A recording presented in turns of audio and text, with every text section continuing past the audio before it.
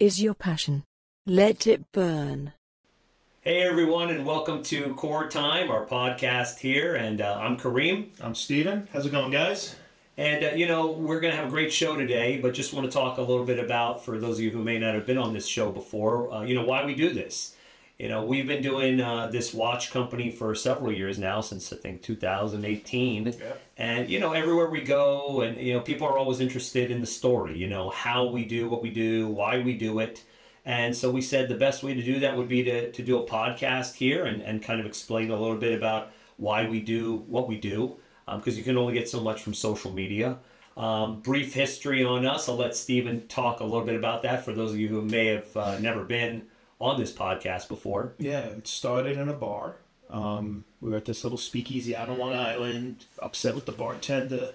He ended up having a Mickey Mouse watch, and I told Kareem, I'm going to design a watch. And I don't know where my anger went from, I want my drink to I'm going to design a watch, but that's what happened. And originally the idea was going to be Mickey Mouse holding a switchblade. And you were talking about licensing, it'll never work. Maybe now it will, since Steamboat Willie just went into public domain, so we can do a Steamboat Willie watch. It's cool. I would love to, and even his little fat Brutus type enemy guy. Never know. So yeah, we were like, all right, you know what? Forget Mickey Mouse. Let's just do the Switchblade. And went from the Switchblade hands. You were asking about the date movement. And I remember I said, whoever needs to see the day of the week on their watch shouldn't be getting out of bed. You're like, well, then what? No date. I'm like, well, instead of the 7 days, let's do the 7 sins. And it kind of, it went from there. And, from that moment, we were Sharp Brothers was the name. Yep. We had to change that because we started getting into more lines. Without the Switchblade hands, we did the Fury line. So, yeah, we changed it from Sharp to Core. And, 5, 6, 7 years later, here we are. 6 years. Yeah. 6 years. I can't believe it. It felt... I know, it's quick, right? Yeah. But yeah, as Core, a lot more folks, I think, can relate to our ideas and our thoughts of what we're trying to do, which is what's the core of, what we do and what's, in people's core and what makes them tick and move and so on. So we're very excited about, where we are these days. And we've got some really exciting, new innovations and products and new lines that are going to be coming out. We'll talk about some of those as they come about. We'll give a little sneak peeks from show to show as we have interesting things to talk about. Speaking of, watches and things, I'm wearing today, we'll do a little wrist check real quick. That's always important on a watch podcast.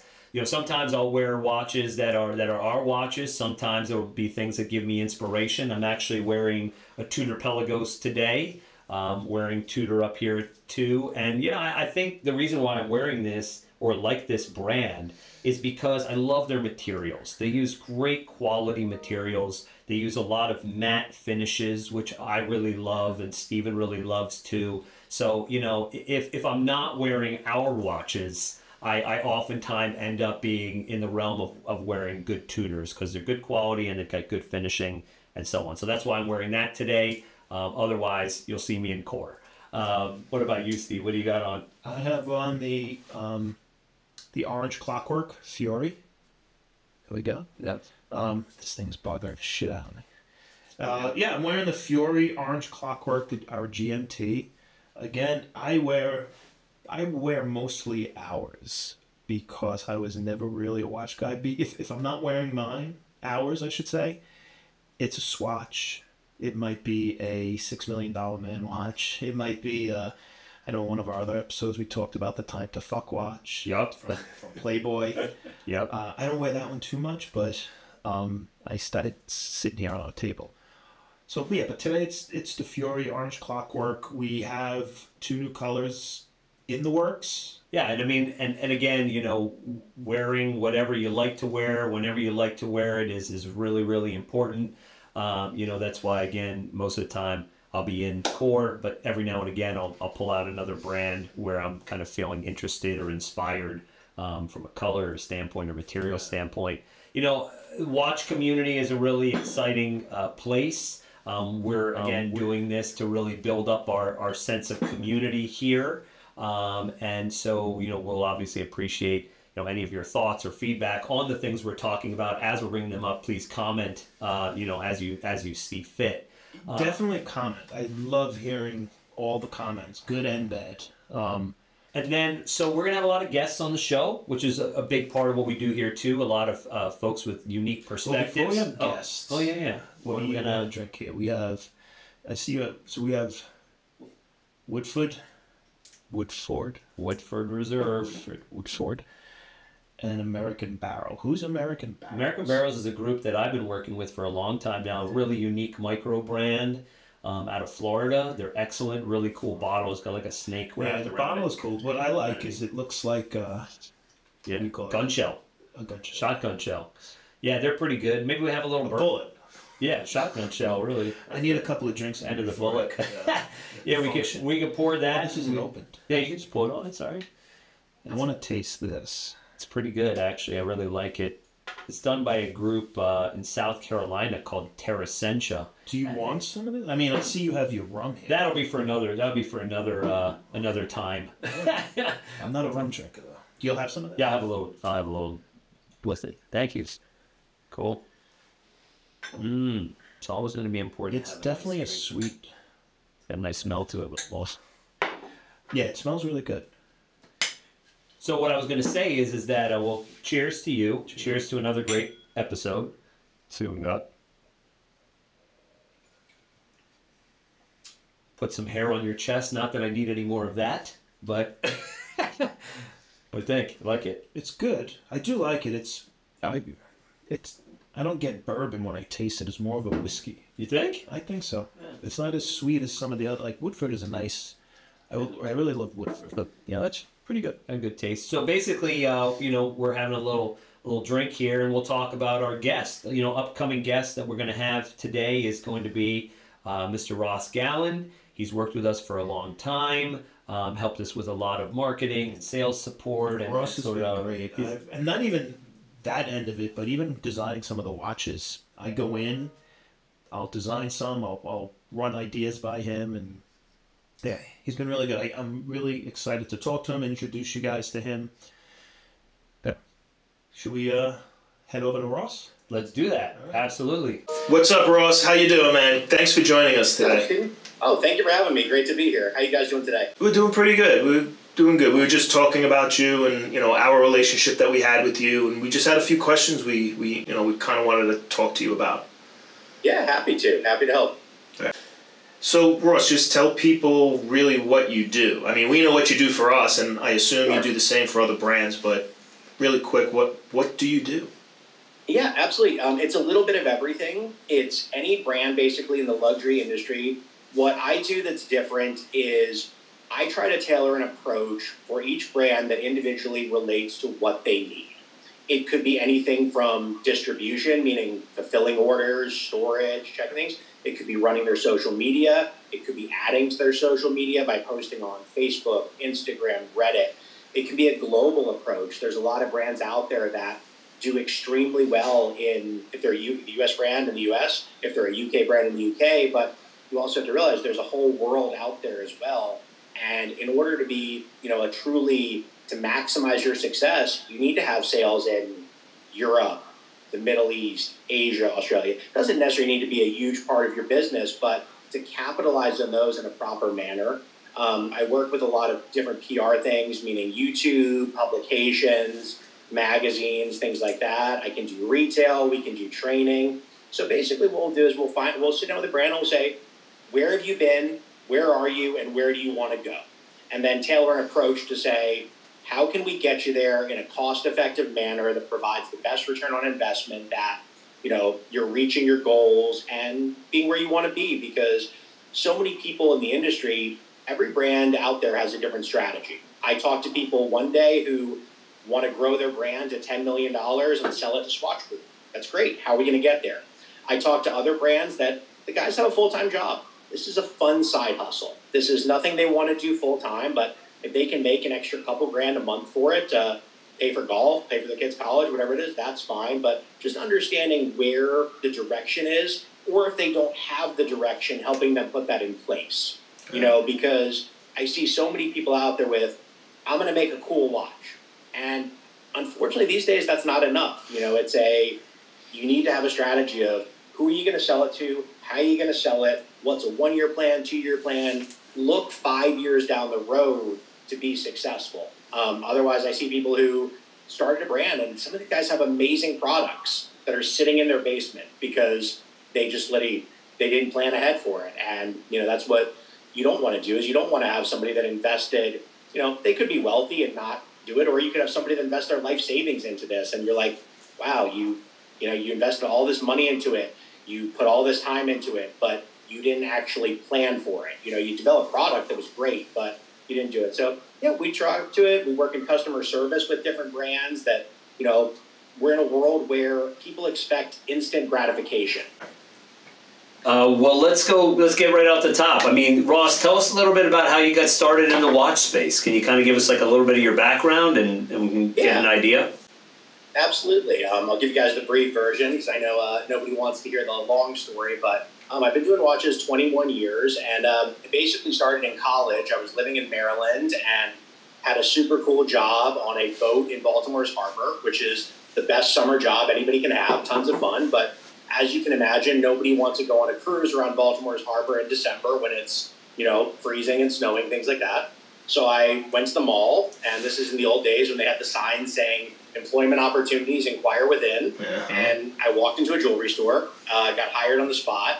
And it was funny because they sold Citizen, Seiko, and Movado, which are all great brands, but this was outlet style. So this was like last year, 2 years ago, 3 years ago, big discounts on them, just kind of getting rid of stuff. And over 20 years, I just kind of worked my way up through the industry and worked from there, went with Tag and Omega, eventually was working with Rolex, Patek, AP, ton of independent brands, but no, never really had a intention of getting into watches. It really just happened that I was in college, needed a job, and they had a sign in the mall. So that's kind of how it started. When you went for that job, what watch did you own prior? Or watches? Did you own watches prior to working?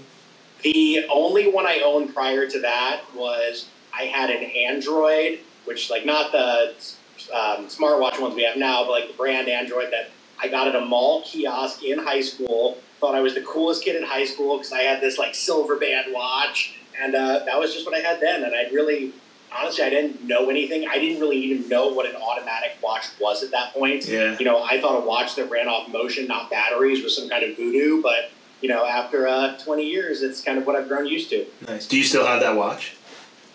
I do not. I do not. Honestly, I couldn't tell you what happened to that one.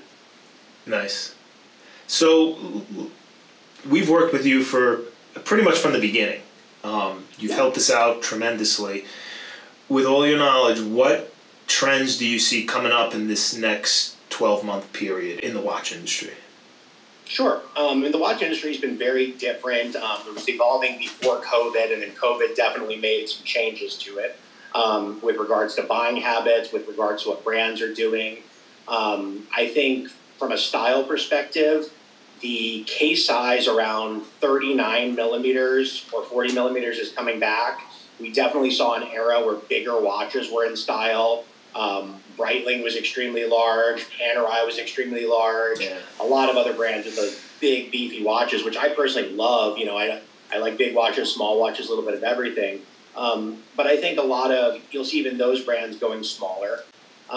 With regards to like style and color, vintage is definitely coming back. You'll see a vintage aesthetic in apparel. You'll see vintage aesthetic in cars. You'll see it, in watches as well. I think a lot of your manufacturers now are going back and looking, what did we do? What were brands doing in the 1960s, 70s, and kind of just putting a modern taste on that for sure.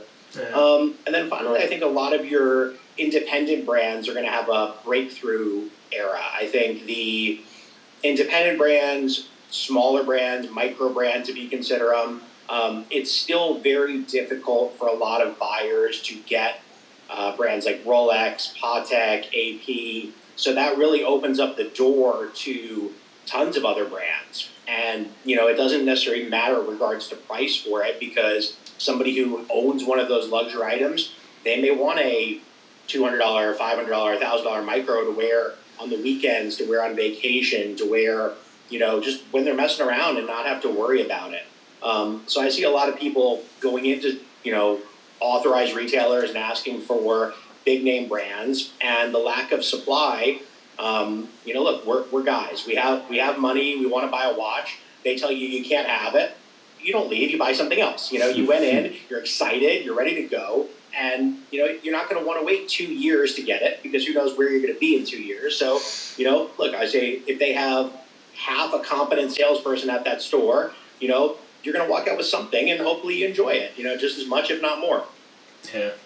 You were talking about your first watch, and for me it was one of those Iron Man watches, and I know you had one of those calculator watches once. So digital watches and kind of what we would call smart watches when we were kids were a big deal. I'm still a fan, obviously, of automatic and mechanical watches, but I mean, keeping in mind with that, I mean, how have smart watches sort of impacted the industry? I mean, what's your take on that? Sure. I think the Apple Watch, the Galaxy, all of those, I think they're great. I think the health and fitness tools that they have on those, I think are phenomenal. I think, for people that need to know how many steps they have, or the heart rate monitors, those are great tools. But I don't necessarily view it as that it's going to affect the luxury part of the watch industry. It may affect, brands that are sub $100, because somebody's not going to buy a $100 watch if they have that. But there's no comparison between an Apple Watch, which you need to replace every 2 to 3 years, because that's how they're made. The battery dies, it stops lasting, the software is outdated, and a luxury brand that your kids are going to have, your grandkids are going to have. Look, we all have kids here. None of our kids or whatever are ever going to have the Apple Watch that we're wearing today, if we were wearing one. It's going to be out of date before, in 2 years. I think it's a lot of the same things with cars too. Cars, a lot of stuff has become more efficient. I think, we can all look at here and say, look, the Prius gets better gas mileage than a lot of cars out there. But no guy wants to pull up, to the golf course with his friends when they've got their Ferrari, their Lamborghini, their Range Rover, or their, tricked out lifted truck in his Prius. Because he doesn't care, Is it more efficient? Absolutely. The cost of ownership is much lower. Fantastic. But it's not the same effect. And I think watches are the same way. Your Apple Watch is great. You can get text on it. Cool. You're not going to get the same reaction as if you're wearing a luxury brand, a brand people know of, or just something that's unique. I think that's what everybody wants, to be different. If you walk into an office or a boardroom, everybody's got that Apple Watch on. They've all got it, because it's useful. It has a tool for it, but people want to be different. Nobody's going to come up to you when you're wearing an Apple Watch and say, what is that? Because it's the same thing everybody else has. Yeah. But if you're wearing, it could be a piece from 4 timepieces. It could be a 7 Sins watch. It could be a Purity. It could be any brand out there that's unique, different, doesn't look like everything else out there. People are going to stop you and ask, and that's what we like to hear. We've all had that experience where you're wearing a watch and somebody stops you and says, what is that? That's the greatest thing you can get, because we love to tell the story. Yeah, it is a great feeling. I know you work with a lot of different watch companies. What watches are you wearing these days? What do you got on your wrist today? So right now I have the Ocean Crawler Bolt on. Okay. Actually, in the Ocean Crawler office, I have to ship out some stuff today, so it's fitting for that. But yeah, I have a variety of pieces I wear. A expensive or luxury or even just leather strap nice watch doesn't necessarily fit the lifestyle for me to be wearing it, taking my kids to the pool, then leaving to go to football practice, and then doing this. So just a grab and go works fantastic for me. That's great. I got one more question for you. We've, through the years that we've worked with you, especially on the 7 Sins brand, we've had this discussion in the past, but I can't remember your answer or answers because I think it's changed. What sin do you relate to today or most? I would definitely go with gluttony is definitely the one that relates to me the most because, I wrestle and I did MMA. I've always had a exercise, diet, weight mentality for it. But I also love food, so it's definitely a concept to me of, am I going to have 4 slices of pizza today? Or is today going to be a carb-free day and we're, going to go to the gym for 3 hours? And I want to comment on what you just said, Ross, because basically, let me tell you, when we were in Austin, Texas last year and we went to Rudy's Barbecue, I remember they put a whole tray out in front of us and you ate that whole tray of meat. And I couldn't believe it. I was like, this guy's going to have the meat sweats bad. dad later today, so I have seen your gluttony firsthand. No, you do what you have to do. Yeah, gluttony really sticks with you, whether you embrace it or rebel against it. That's really cool. And I tell you, every day is different because there are certain days where, look, again, I keep going back to it. We all have kids. We know how eating is. You have your plan to eat healthy for it, but guess what? You finish baseball practice at 8 o'clock. You're going through the drive-through, so you have that choice to make.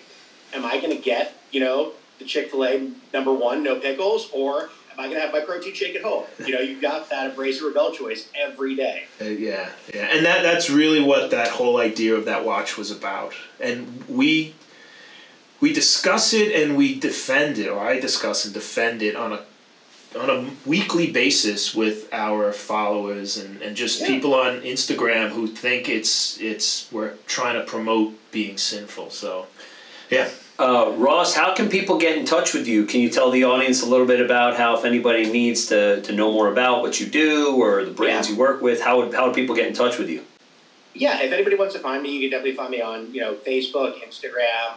You guys can put the links in the description. My email is ross@rmgluxury.com. So that'll be there. So you can find me. I tell people between email, Facebook, which is just my name, Ross Gallin, Instagram, same way. People can get a hold of me. I'm happy to talk watches, talk business with anybody anytime. I definitely have a passion for the watch industry. So if anybody's out there and just wants to, have a conversation about, watches for a long time, I'm here. Cool. Absolutely. And then obviously for all the audience members out there, you can follow us on our Instagram and our YouTube channels. And then obviously our website is coretimepieces.com. And, we can't thank you enough, Ross, for coming on the show, giving us all this great knowledge and input. We love working with you, and I know a lot of the brands that work with you love working with you as well. And, just thanks again so much for being on Core Time with us today. Pleasure. Yeah, thanks a lot, Ross. Thank you. All right, bye-bye. Thank you. Hey, Ross, thank you so much for being on the show. We really appreciate it. I mean, what a wealth of knowledge and expertise, he brings. And, for everyone else out there, looking forward to seeing you on the next episode of Core Time. Yeah, take it easy, guys. Thanks for joining, and we'll see you next time.